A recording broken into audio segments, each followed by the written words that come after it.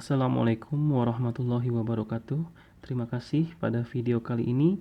Saya Yudi Ugahari mewakili rekan-rekan dari Hindika 7 untuk kelas Decision Making and Negotiation akan membawakan sebuah simulasi terkait dengan skenario planning di PT PLN Persero.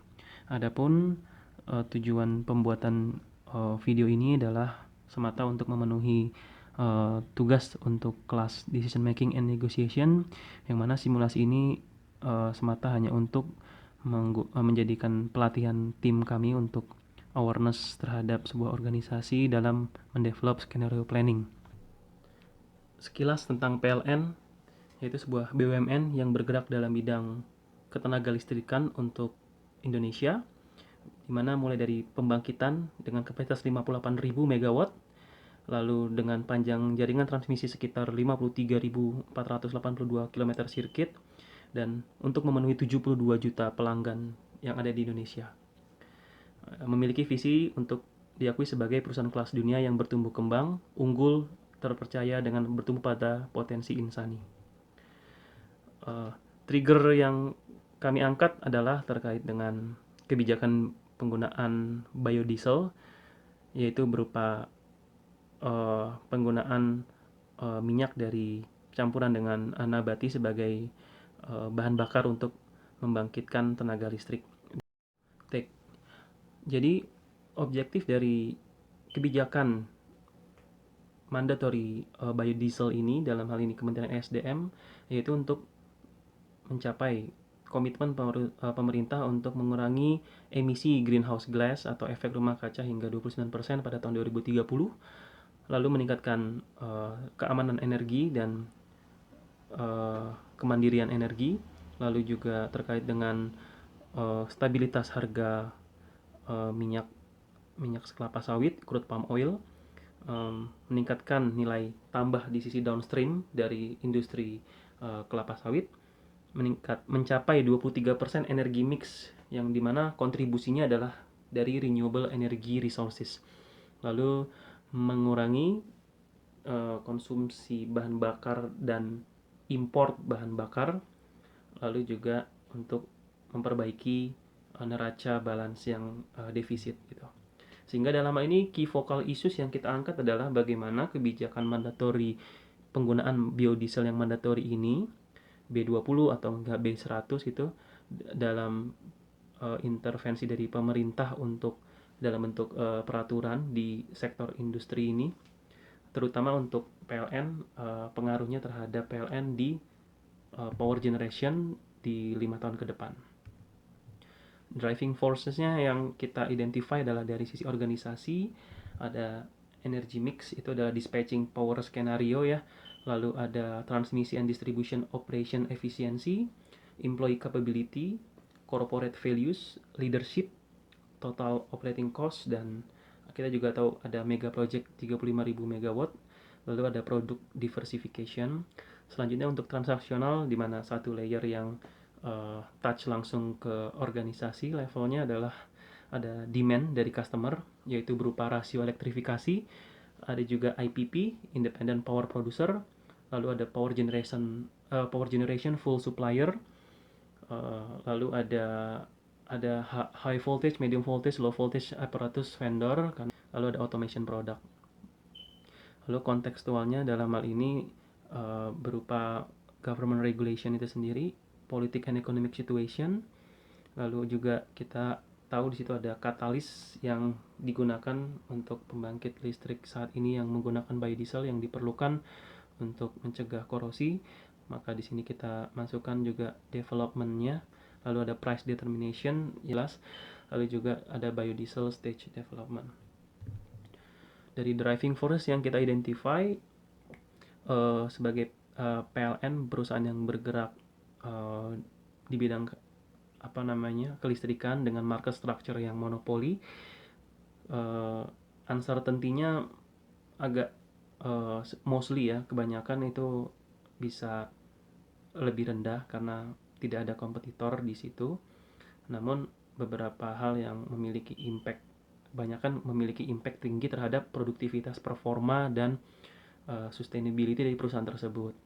Nah, yang kita identifikasi bahwa perusahaan ini memiliki uncertainty yang tinggi itu ketika di sisi kontekstualnya itu berhubungan dengan government regulation itu sendiri, seperti ya dalam hal ini kebijakan kewajiban menggunakan biodiesel. Lalu juga ada, kita bandingkan dengan catalyst stage development atau esterification, dan juga biodiesel stage development itu sendiri. Jadi staging dari B20, B30 hingga B100. Ini skenario-nya yang kita coba mappingkan di sini. Untuk skenario pertama kita namakan congested network, di mana perkembangan teknologi biodiesel dan katalisnya berkembang tinggi, namun government regulation belum cukup educate untuk memanagenya, sehingga yang akan terjadi skenario-nya IPP dan PPU, Power Private Utility PPU, kalau IPP Independent Power Producer, akan trendingnya akan semakin tinggi. Lalu existing PLN Power Generation Unit akan cenderung beroperasi secara tidak ekonomis karena makin banyaknya IPP dan PPU yang bertumbuhan dan menjual listriknya ke PLN dengan harga yang lebih murah. Lalu ada social disruption, juga ada ancaman untuk power system stability itu sendiri, karena IPP dan PPU yang akan berkembang itu bisa scatter dan cenderung bisa masuk di tempat-tempat yang mungkin secara power system analisisnya itu tidak cukup menguntungkan gitu. Lalu ada high investment activity juga sebagai bagian daripada skenario di congested network.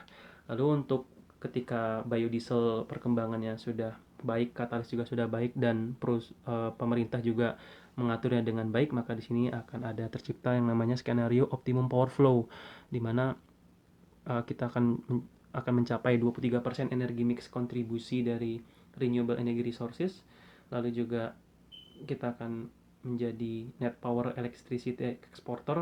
Lalu juga ada bisnis yang kondusif untuk terkait dengan power generation itu sendiri. Lalu fleksibilitas dari pengaturan tenaga listrik ini pada tingkat yang tertinggi. Lalu juga ada sustainability yang yang terbangun dengan baik. Lalu untuk di sisi yang regulasi rendah dan pengembangannya B20 juga rendah, maka di sini akan terjadi power generation pada di lowest state flexibility karena stagnan perkembangannya dari generation unitnya. Lalu juga karena bergantung dengan dari batu bara dan lainnya, itu menyebabkan greenhouse gas emission juga akan tinggi, dan juga tingginya harga pembangkitan itu sendiri. Lalu terakhir stagnan electrification ratio, berupa tidak bertambahnya rasio elektrifikasi di Indonesia. Lalu selanjutnya untuk case highly regulated dan perkembangan teknologi biodiesel terendah, kita namakan radial network. Memang di situ kenapa radial, karena radial seperti jaringan yang satu jalur saja, sehingga kalau ada interupsi di situ maka akan shutdown semuanya. Jadi di sini memang akan less preferred ya sebenarnya. Dalam hal ini ya kondisinya bahwa operating cost untuk esterification proses itu masih tinggi karena masih harus akan katalis yang biayanya juga tinggi, lalu mengakibatkan unit-unit pembangkit karena akibatnya diwajibkan oleh pemerintah sementara teknologi biodieselnya belum mumpuni, ya akibatnya maintenance cost-nya juga akan tinggi. Lalu juga ada juga regulated selling price, di mana government juga melakukan subsidies di situ. Ada complicated birokrasi, juga akan lower revenue karena kebanyakan dipakai untuk operating cost dan maintenance cost dari pembangkitan itu sendiri. Option consideration di sini yang kita identifikasi adalah implikasinya untuk congested network adalah dia memiliki standar pembangunan IPP yang rendah gitu ya, di bawah standar untuk PLN gridnya. Lalu juga ada potensial power failure, high competition juga di situ. Optionnya juga adalah kita mengestablish atau membangun suatu prosedur di standar PLN yang lebih stringent, lebih ketat. Lalu juga kita harus fokus terhadap power system protection untuk melindungi dari power generation unit kita yang besar-besar akibat bermunculan banyak IPP itu. Lalu juga fokus terhadap efisiensi dan customer engagement. Optimum power flow di sini implikasinya berupa adanya high electrification ratio, low unemployment rate, lalu higher power generation capability, di mana opsinya adalah kita bisa fokus untuk meningkatkan kualitas power karena kita sudah memiliki electrification ratio yang tinggi, jadi PLN juga bisa melakukan fokus pada reliability dan quality. Lalu juga bisa shifting mendigitalkan digital transformation dan smart power dispatching dengan melakukan penggantian unit-unit atau alat-alat skadanya dengan yang lebih sophisticated dan berbasiskan AI. Lalu juga ada interconnection project untuk menambah robustness dari power system itu sendiri. Lalu di network outage skenario-nya kita akan memiliki implikasi bahwa greenhouse gas emission akan tinggi, elektrifikasi rasio akan stagnan, dan jadi ancaman juga tersendiri untuk proyek 35.000 megawatt. Opsinya adalah kita memaksimalkan power generation dari renewable resources, lalu juga bisa melakukan organizational capability transformation, lalu melakukan operasi yang lean. Selanjutnya untuk radial network, bahwa kita implikasinya karena unit kita dipaksa untuk memakan biodiesel yang masih memiliki side effect, maka lifetime power generation unit kita akan menurun. Lalu juga higher operating and maintenance cost. Jadi biodiesel ini tidak hanya dipakai di PLTD tapi juga bisa dipakai di PLTG dalam hal ini. Jadi ketika PLTG-nya mengalami pasokan gas yang surut, atau juga bisa juga menggantikan ketika adanya outage di PLTU, atau juga bisa menggantikan ketika PLTA sedang fase durasi debit airnya rendah sehingga tidak bisa mengenerate listrik dari PLTA, dari tenaga air. Jadi optionnya di sini adalah kita melakukan preventive dan predictive maintenance dari unit pembangkitan kita sendiri itu. Lalu kita juga meminta relaksasi dari kebijakan mandatori ini sehingga kita bisa menekan biaya penggunaan katalis tersebut terkait dengan korosi tersebut. Lalu juga ada fokus on rejuvenation. Lalu apa early warning sistemnya yang kita identifikasi untuk congested network adalah terjadinya deforestation, jadi banyak hutan-hutan yang berubah menjadi oil palm plantation, lalu juga karena banyakkan orang melakukan deforestation yang membakar sehingga akan terjadi asap gitu ya, kabut asap. Lalu juga biodiesel tidak hanya digunakan di vehicle tapi banyakkan orang menggunakan untuk bisa melakukan membeli genset sendiri dipasang di rumah. Lalu IPP investor akan tumbuh secara signifikan. Untuk optimum power flow maka harga CPO stabil, lalu juga BBM import tereduksi sesuai dengan planning ya. Lalu juga muncul banyak biodiesel refinery plant. Lalu juga diindikasikan juga ada MOU karena kita sudah bisa berhasil mencapai 100% rasio elektrifikasi, maka kita bisa melakukan power purchase agreement MOU dengan negara-negara tetangga. Jadi kita sebagai net exporter dari tenaga listrik itu sendiri. Di network outage kita akan melihat adanya fluktuasi CPO price, harga CPO yang fluktuasi, lalu ada unit-unit pembangkit di PLN yang akan di decommissioning karena sudah tidak ekonomis lagi. Lalu ada CPO plantation yang akan close karena harganya sangat jatuh gitu ya. Lalu juga ada tidak adanya peningkatan sesuai dengan milestone untuk development biodiesel itu sendiri. Yang terakhir untuk radial network, di sini kita mengindikasikan adanya bahwa pemerintah memberikan relaksasi untuk kebijakan ini.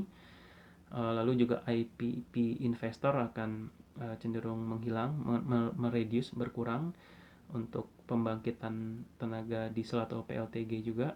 Lalu juga inflation rate akan bertambah karena seiring dengan penggunaan biodiesel ini maka seluruh komoditas rumah tangga yang menggunakan bahan bakar baku sawit, CPO oil palm ini akan juga berdampak.